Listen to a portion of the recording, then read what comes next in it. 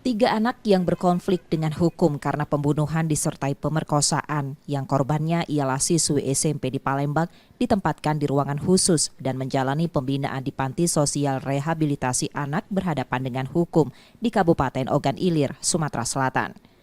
Selama pembinaan, ketiganya diberi pelatihan khusus seperti keterampilan mengelas di bengkel. Selain itu juga dilatih fisik, mental, keagamaan, olahraga, mengaji serta sholat. Sementara untuk pendidikan, ketiga anak berkonflik dengan hukum itu sudah putus sekolah. Mereka akan dibina sampai putusan pengadilan. Ada pembinaan fisik, spiritual, keagamaan, mental, disiplinan, dan keterampilan. Seperti apa pembinaan fisik sama keterampilannya, Pak? Keterampilan itu sudah ada keterampilan kelas, ada keterampilan motor. Fisik itu ya olahraga pagi-pagi. Pak, untuk kita ngajarin sholat, ngaji.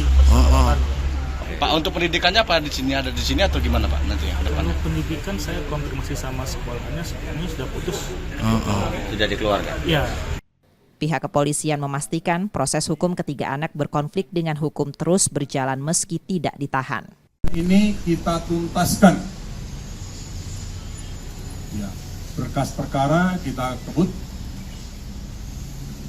Kita kerjakan secara profesional untuk kemudian sesegera mungkin akan kita limpahkan ke jaksa penuntut umum bahwa payung kita adalah undang-undang.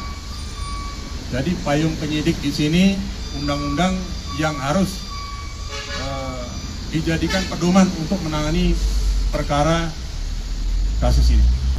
Saat ini, penyidik Polrestabes Palembang terus melengkapi berkas perkara keempat anak berkonflik dengan hukum untuk dilimpahkan ke kejaksaan serta masuk ke persidangan. Yudi Kiswanto, Kompas TV, Ogan Ilir, Sumatera Selatan.